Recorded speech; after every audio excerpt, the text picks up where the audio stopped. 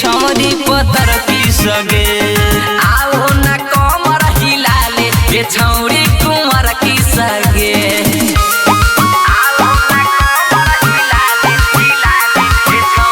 मनखुश recording studio.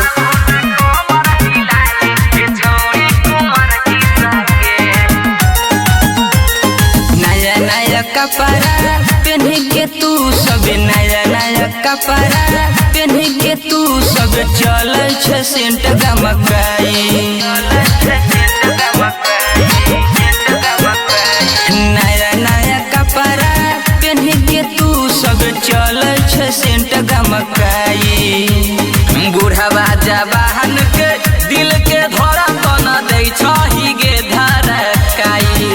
सब कूदै छै गे सब झूमै छै गे आओ न कमर हिलाले गे छौरी पतर की सगे आओ न कमर हिलाले गे छौरी कुंवर की सगे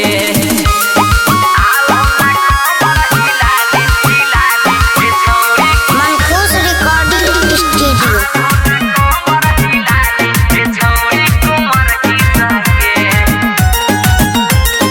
ओठ में लाली कान में बाली ओठ में लाली कान में बाली लागै छै गे हे ममाली